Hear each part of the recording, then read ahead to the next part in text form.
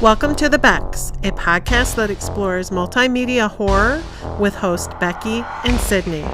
Join us as we talk about movies, books, video games, music, and much, much more.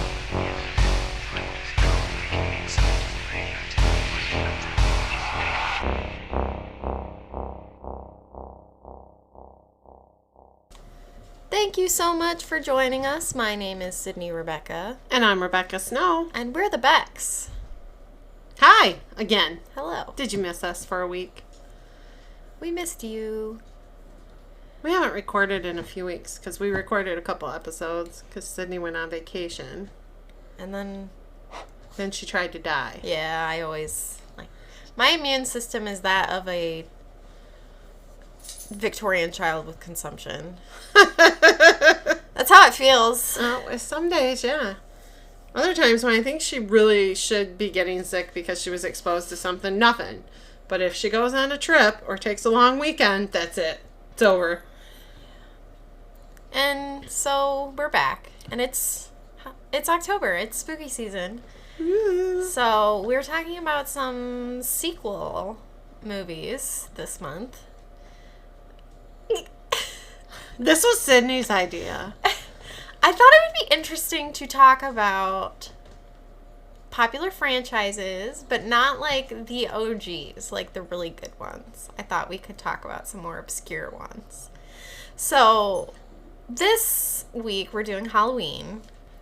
We're talking about Halloween 3, Season of the Witch. I want you to know that this movie has almost 5 stars on Amazon Prime. Really? Yes. That makes me laugh. Why? Because people... So this is the thing. I want to give you some background. I don't know if you looked into this at all. John Carpenter wanted Halloween as a series to be an anthology series. Yes. He wanted each movie to be about something different. Yes. I was schooled on that by Keegan, so yes. I know this. So he killed off Michael Myers at the end of Halloween 2 and was like, okay, now is the time. We can do something different. But because it was such a huge hit, they came out with the sequel. Well, this is the thing, is like he did Halloween 3 as Season of the Witch in an effort to get into the anthology to get back to the anthology, yeah. Yes. But it was a flop because people wanted Michael Myers. So it kind of blinded the audience to appreciating this movie in any way because... So he shouldn't have done the second one. He should have just done the first Halloween with Michael Myers and left it the way it was if he wanted to do his anthology. I think he was pressured by the studio. Yeah, that's usually what happens. Yeah. So anyway, that's what Keegan said, is that because Michael Myers was such a huge hit that they did that and then tried to go back to the anthology, and it just wasn't happening. So John Carpenter was still involved in this. He did the music for the movie. It wasn't directed or written by him, but he was involved. And if you don't know, this movie is about a doctor who discovers this weird plot after some madman comes in and kills his patient.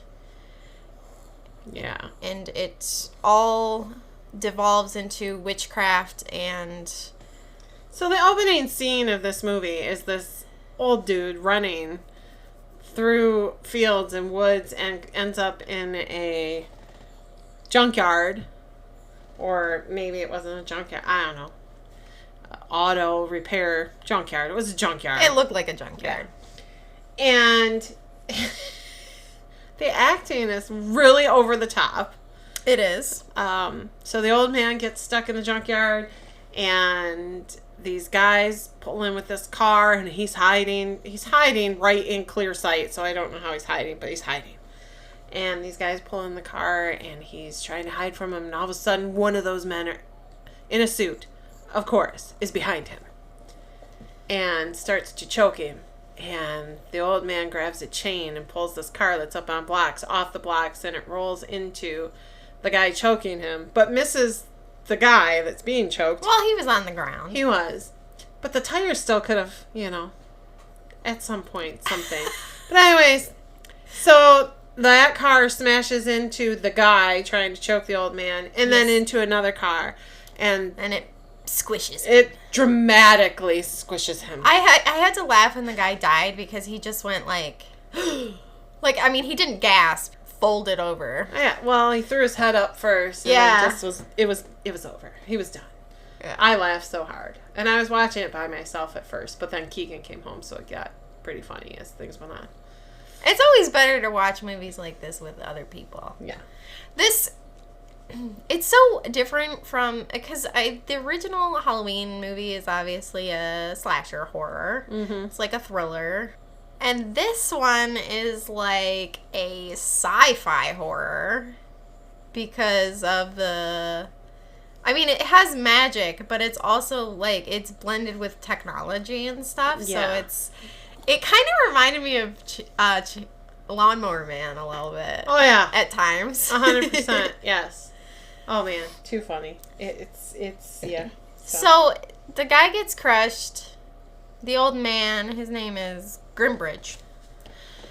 And he runs to this gas station and manages to get help from this guy. And the gas station guy, he takes him to the hospital.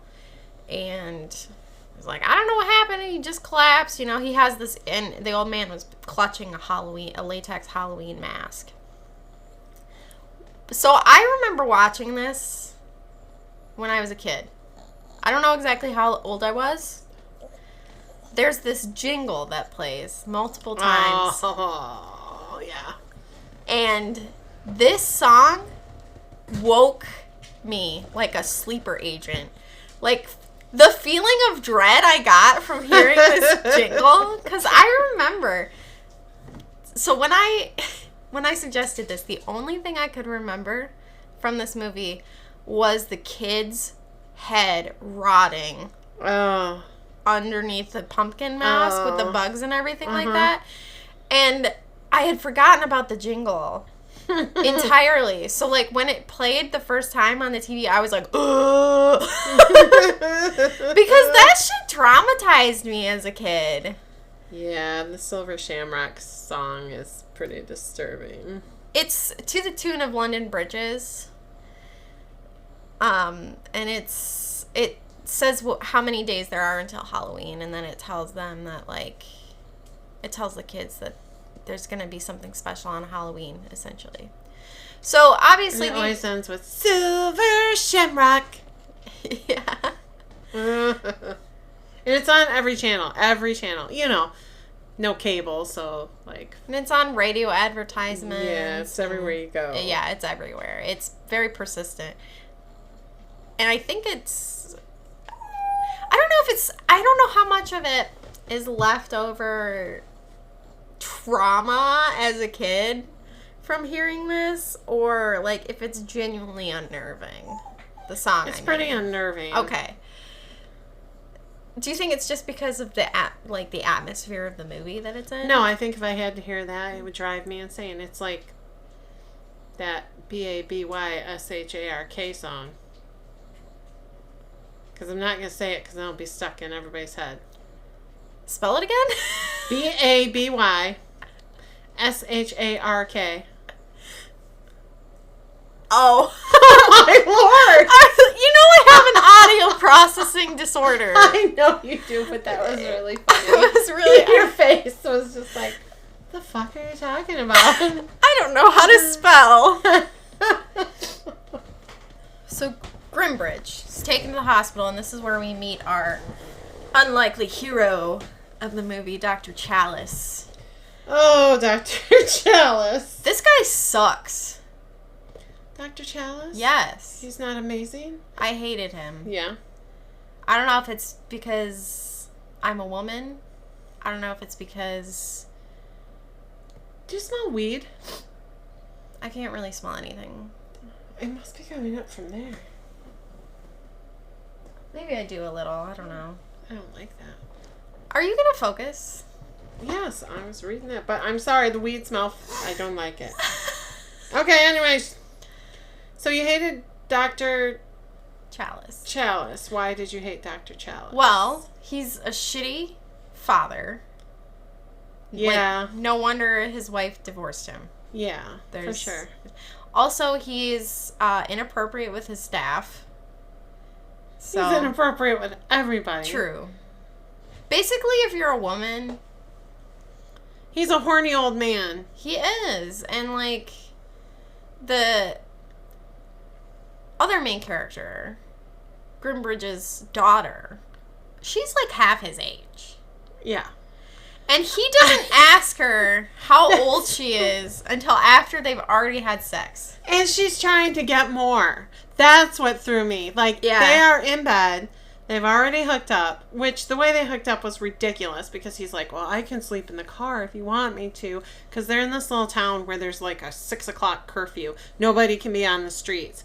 Nobody can be. You have to be locked in your houses. It's the town that is the home base for Silver Shamrock Company. Yeah. So, because she's trying to figure out what happened to her dad, because he gets killed in the hospital. So... she's sitting on the bed with her back to the doctor, and he's like, I could sleep here. She's like, well, where do you want to sleep, doctor?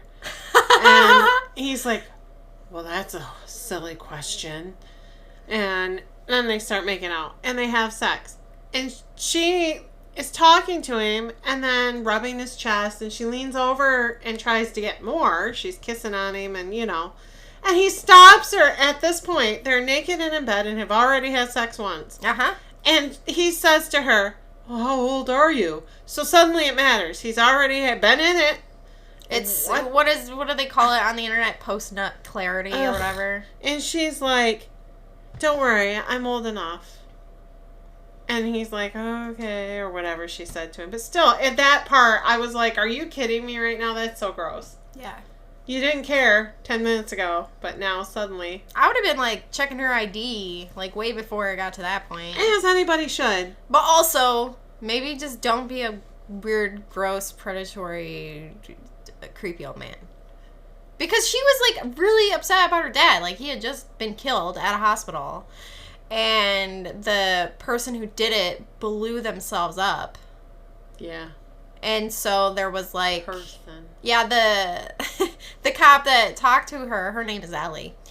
He was like, yeah, I mean, it's pretty cut and dry, you know. Some dude who's probably hopped up on drugs, he came into the hospital, killed your dad, and then blew himself up. And then she was like, that's it? And he's like, I mean, it's still under investigation, but yeah. Another thing that pissed me off, too, is after the doctor slept with that girl, he called to talk to his colleague about the... He called to talk to his colleague about the test results. Oh, yeah, and they were talking about getting dinner. And they were talking about getting dinner, and he's like, oh, I always loved getting dinner with you. Well, he's got the other woman that he just slept with in the hotel room. Yeah. I'm like, seriously, dude? You are a pig. And also, to be clear, he's not all that. No. I mean, if it was... Not even in the 70s. Yeah. This movie came out in 1982. Not even in the 80s. Yeah. He's just kind of an old guy. Like, I mean, not like super old, but, you know. I mean, he just creepy. Way older than Ellie. He's a dad, you know. He just, I don't know. Just, yeah. Anyway. So, the hotel that they stay at, well, first of all, the town is like, had been saved by this Cochran guy who owns the factory that makes the Halloween masks. Silver Shamrock. He's an Irishman, and like all of the people who live in the town are Irish. But only like one person has an Irish accent. I was so disappointed that Cochran didn't have an Irish accent. He kind of...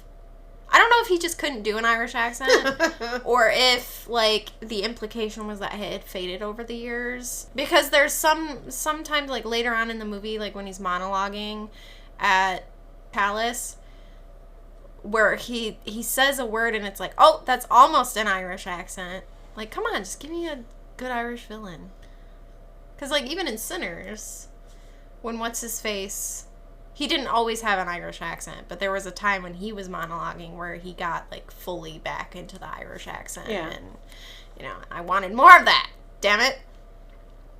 But alas. So anyway, there's a couple of other guests at the motel who are picking up orders from the factory. One of which is a lady named Marge. And she discovers...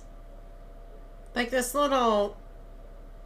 it's a microchip, basically. Yeah, it's a little, like, badge that's on the back of all the masks. And that shows the silver shamrock logo. Yep. Mm-hmm. So she sees it in her hotel room. And so she starts playing with it and tries to pick it apart. And then it explodes her head. Yeah, like this blue shooting light comes out and her head becomes grotesque. Yeah, it's like totally mutilated and then like bugs start crawling out of her. Ugh. And all of a sudden the doctor and the old man's daughter hear commotion outside.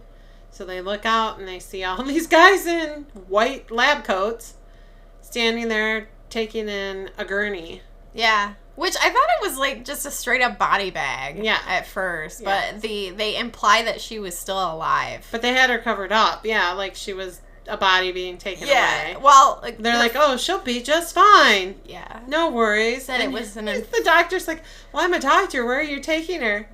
To the facility. To the factory. I'm like, to the factory? Well, they have state-of-the-art medical facilities inside the factory, Becky, which is what Cochran said. Yes, that is what he said. And the doctor's like, oh, okay.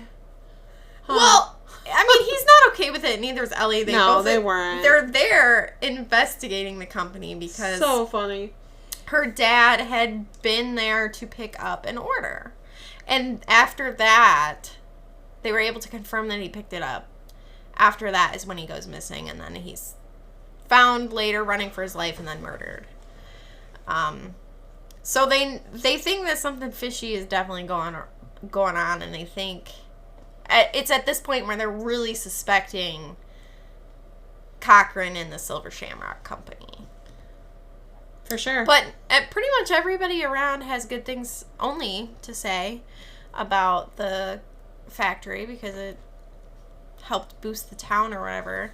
Until Chalice runs into the local alcoholic, homeless man, drug addict, / and he's like, yeah, fuck that guy. He wouldn't give me a job because I'm, he like implies that he only hired people from the outside, hence the people in the suits, and that just that he was doing sketchy shit. Like the guy didn't know any particulars. Yeah, he 100% said that he would like to blow up the factory. Yeah, which is insane, by the way.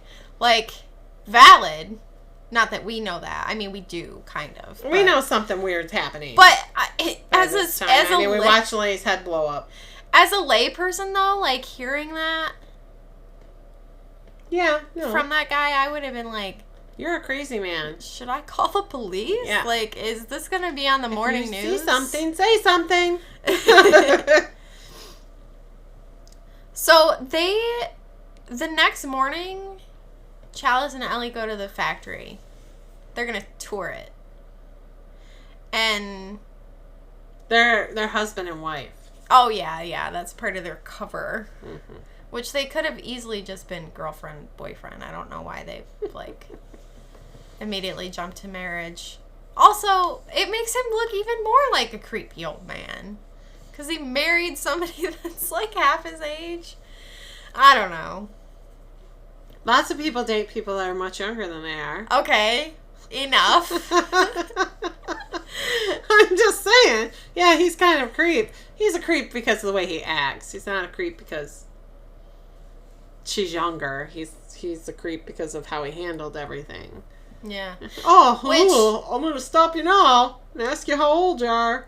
That should have been the first question, buddy. Things like that. Yeah. That's what makes him a creep.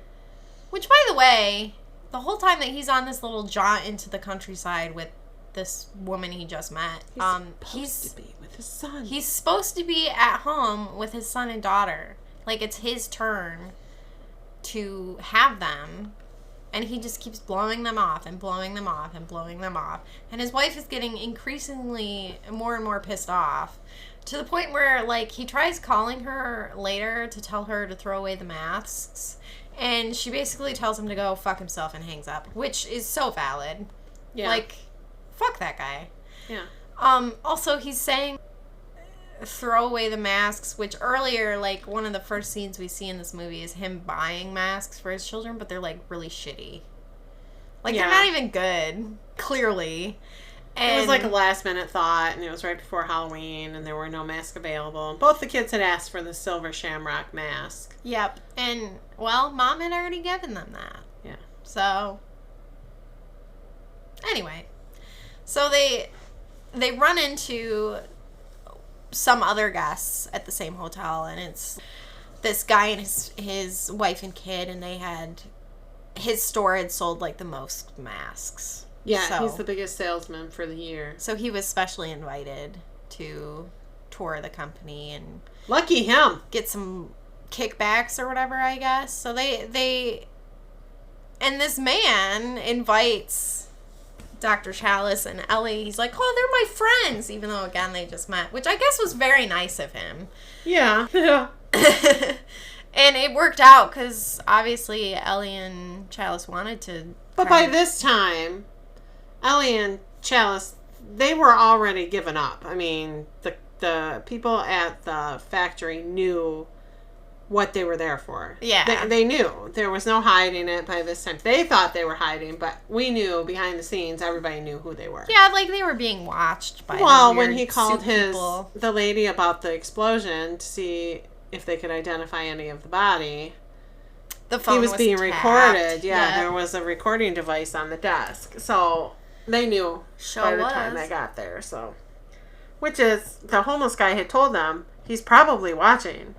Oh, so, yeah, and he had gotten nabbed, too. Yeah.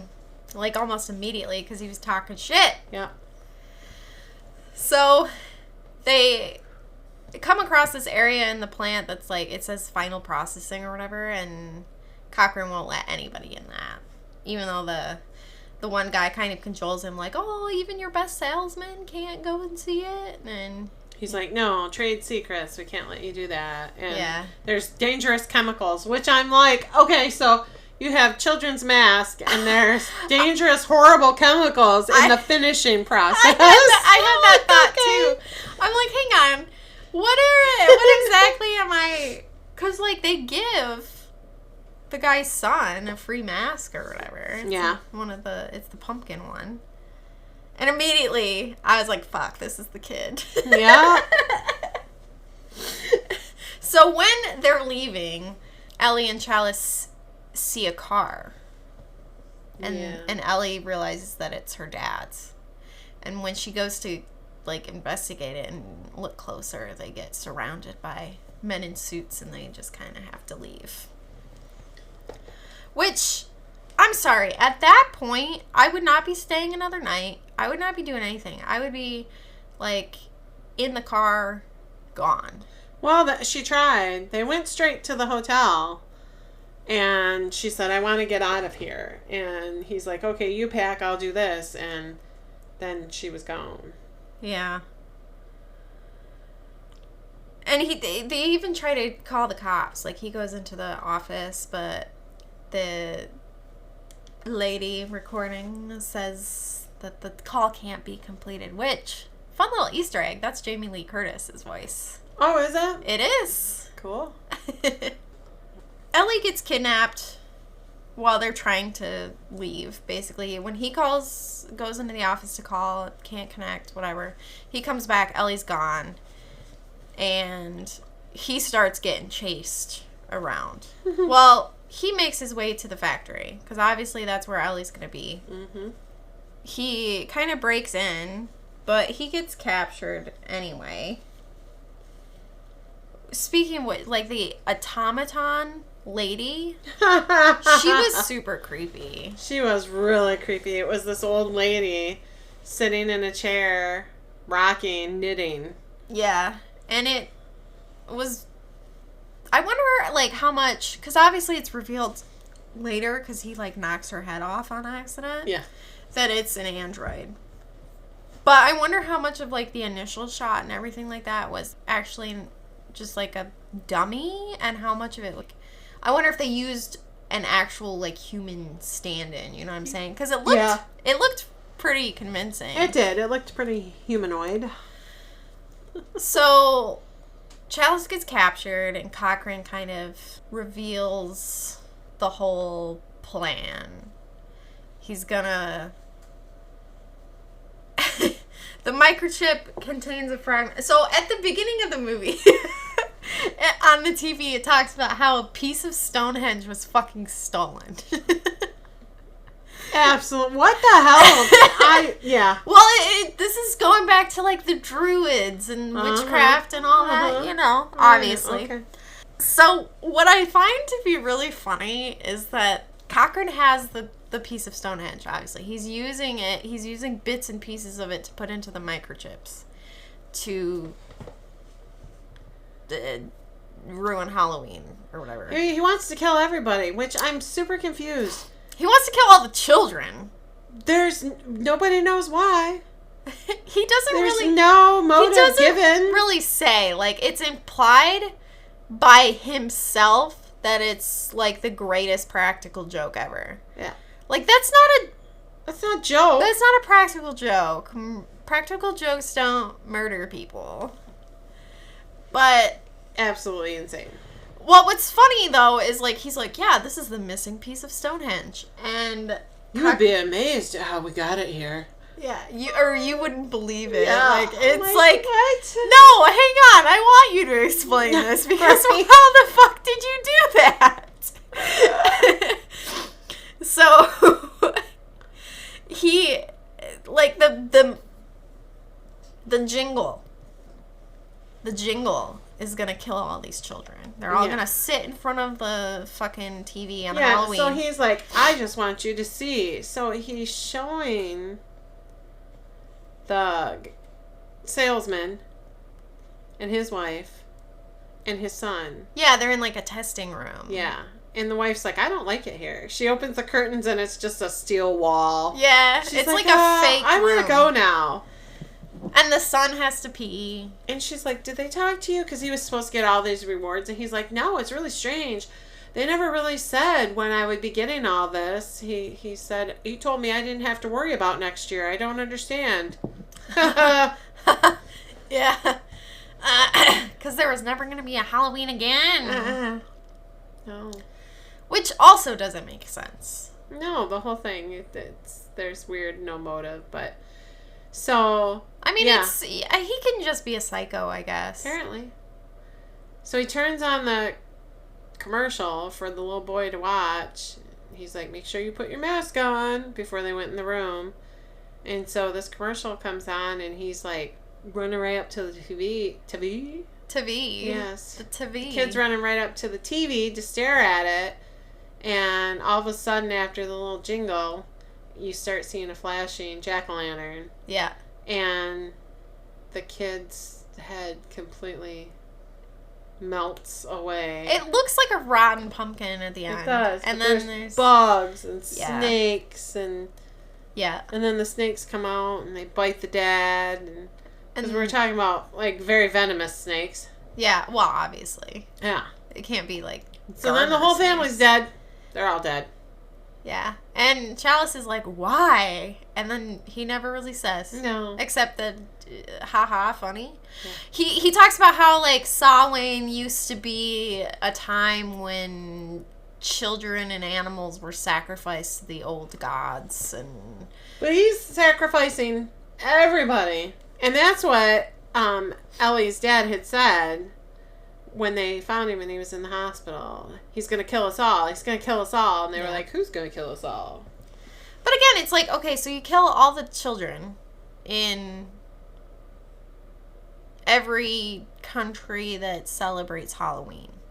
Assuming that every child gets a mask, which isn't possible anyway, because there's lots of people in America that don't celebrate Halloween because it's like the devil's holiday or whatever.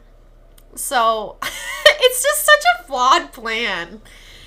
Yeah, I mean, don't get me wrong. Don't get me wrong. He definitely would have killed a huge number of children. Like, there's no... And their families, obviously, because bugs and snakes come out and kill people. Right. So he was just going to kill the population? Yeah. Or at least a great part of them?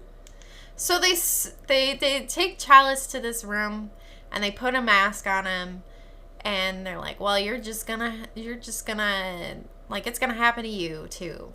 So they strap him down or whatever. So he breaks out of his bond somehow. This made me laugh so hard.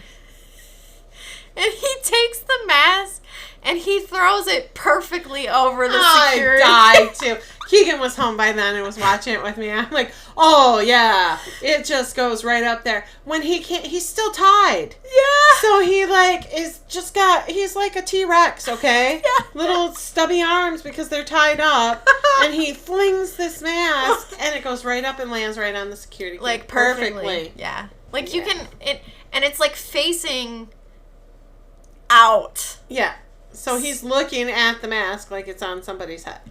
Which that was kind of creepy imaging. It was. I gotta say, like with it up in the corner or whatever, I was yes, like, it was, but creepy. Yeah, okay. So he crawls into the vents and he's looking around. He's trying to find Ellie. And Cochran, when they discover that he's obviously escaped, Cochran is like, well, it's obvious where he's gonna be. He's gonna try to find Ellie. Yeah. And so he does find Ellie, and they're running around evading capture or whatever. Oh, and at some point, I don't remember exactly when, it's revealed that all these people in suits are androids. Yes, every one of them is an android. So that explains why the homeless guy never got hired, because you only have androids. I don't remember. And he was really pissed off that he broke the old lady, because that came from Germany or something. Oh, yeah, it was like Munich. And it was like one... piece ever created, and it didn't look like it would be that hard to repair, so I think he was just being whiny. He finds this box of the silver shamrock microchips. They've evaded capture.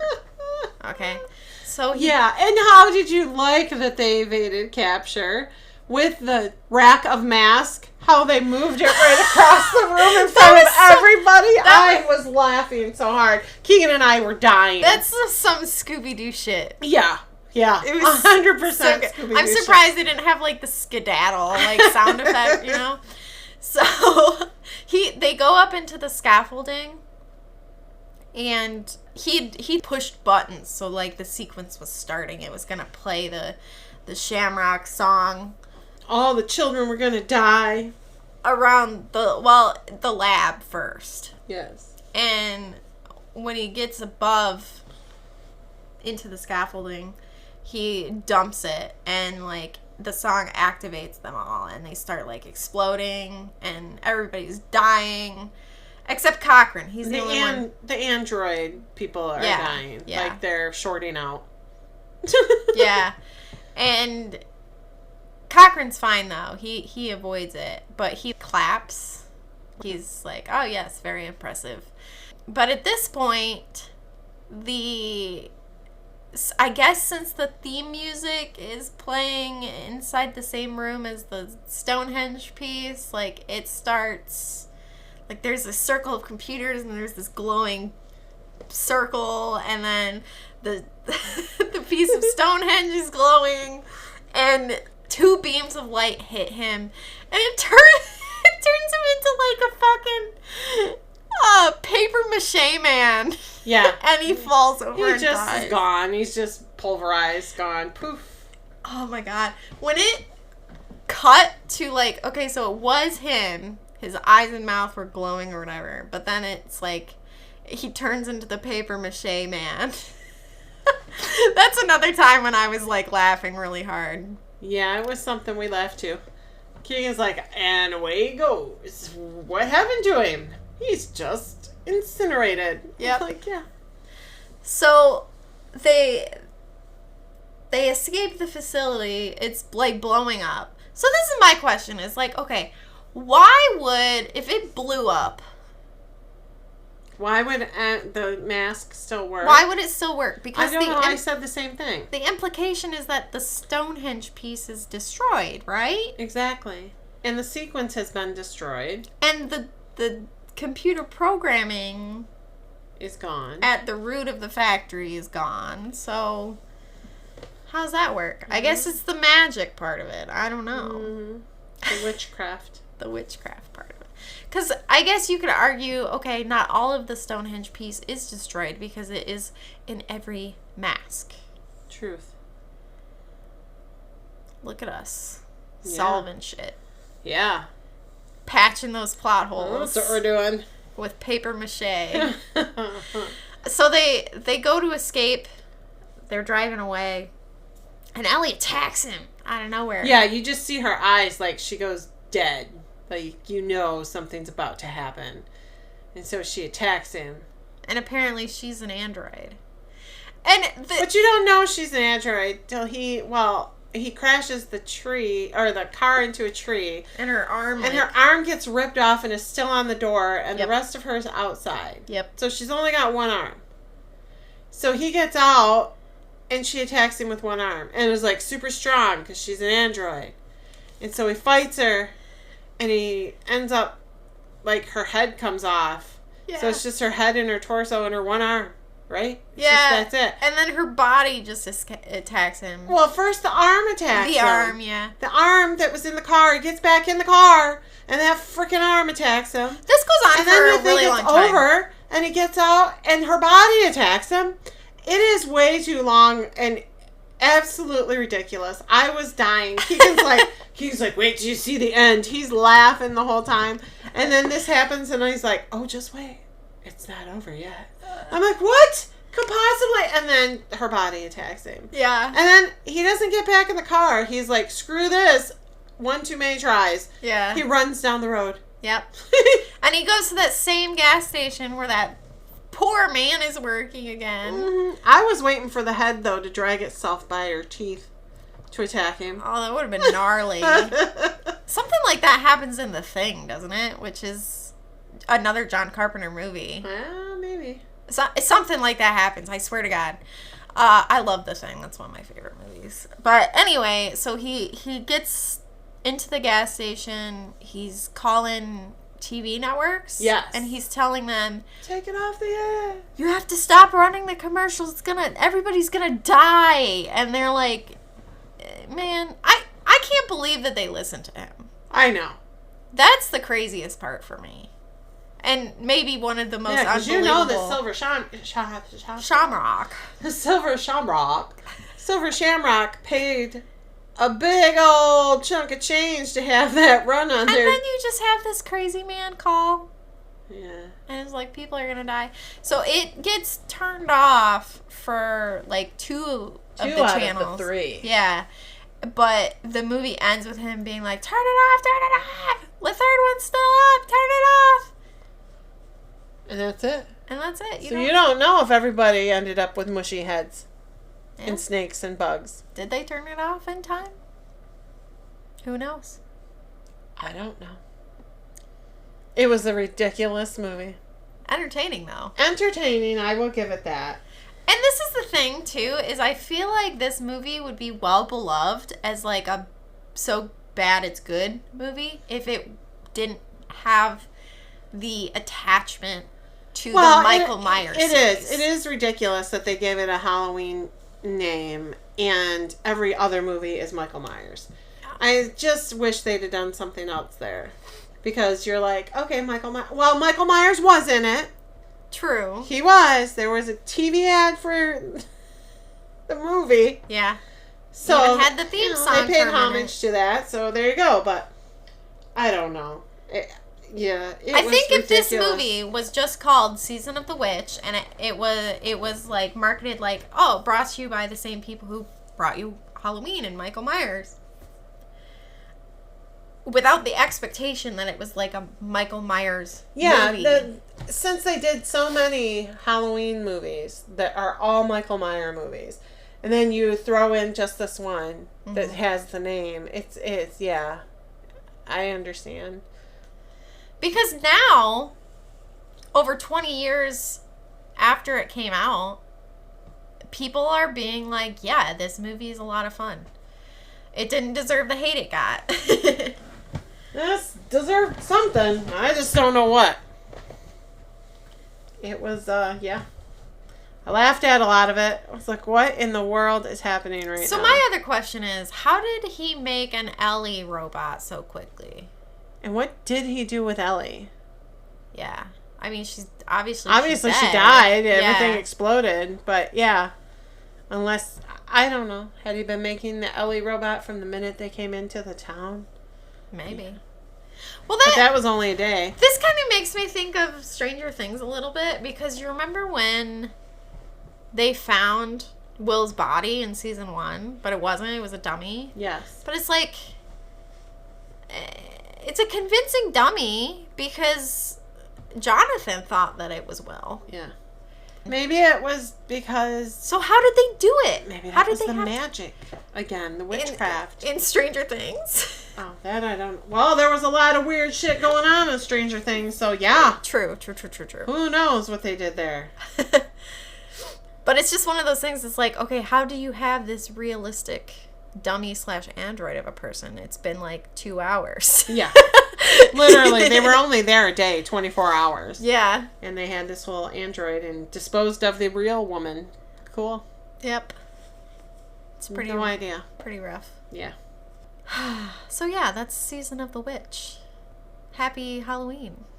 Don't forget to tune in at 9 o'clock for the giveaway. Silver Shamrock. I'm going to put that on our Facebook.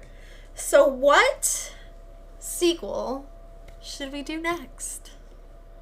Ooh. So... Well, we've done Michael Myers. Yeah.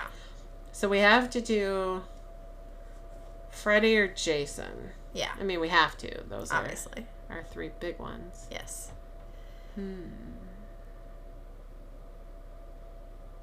We're going to think about it. I think we should do Nightmare on Elm Street next. Okay. You have to pick which movie we do, though, because I picked this one. Oh, goodness. So, yeah, we're looking forward to talking to you guys more about terrible, ? Sequels. Depends on who you are. I love how especially with these horror franchises, how divisive some sequels can be, because you have some that like retcon stuff, like the Scream movies. I forget which one it was, but there was like this retcon that they did where it was something about, what was it? I'm trying to remember. It was something to do with like Sydney's mom. Really? Yeah, like I think it was Halloween, or not Halloween. I think it was the third one. I don't know. But like some of them are just so crazy. Oh no, there was one that dealt with the mom. Like it started because of her. Yeah. What was that one? Yeah, I think it was the third one. I might be wrong, but like that made so many people mad. So well, there's just a lot of like really divisive sequels, and especially some of them like Jason, like Friday the 13th, there's like over 10 movies. And I mean, Halloween, there's like 12 or 13, right? So it's like there's so many sequels to choose from, and so many that are good and so many that are bad. Yeah. That it's like... And I think there's like 9 of Nightmare on Elm Street, aren't there? There has to be, yeah, like at least. I know some of them we might could just knock 2 out and do Freddy versus Jason. I thought about that. I had that thought. When you said Freddy and Jason, I'm like, well... We could do that one, and then we could do the Scream for the final week of October. I think we should do that. Let's do that. So we'll do Friday the 13th, or... Oh my God. We'll do Freddy versus Jason next, and then we'll do... the Scream. I will never understand the Freddy versus Jason, but we'll get more into that later. Yeah. And, I mean, there's got to be some sick lore. Because I imagine when that was announced, people lost their shit. Like, there's no way. Yeah. like, I remember just as a kid when there were, like, the Disney Channel crossovers, it was, like, the biggest thing ever. And this is, like, obviously the adult version. Yeah. So. Uh-huh. I'm looking forward to it. I was going to say Nightmare on Elm Street 3. Because that's not one of my favorites. But, yeah, Freddy versus Jason seems like the way to go. Well, we can always talk about the third Nightmare on Elm Street. Oh, there's some worse ones. Later. I mean, yeah. Nightmare on Elm Street 2, Freddy's Revenge. The joy of having our own podcast where we have no boss is we can just do whatever we want. This is true. Whenever we want.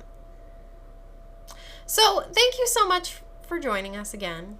Today the pod, tomorrow the world. That's all, folks. Fuck. Today the pod, tomorrow the world. My name is Sydney Rebecca. And I'm Rebecca Snow. And we're the Becks.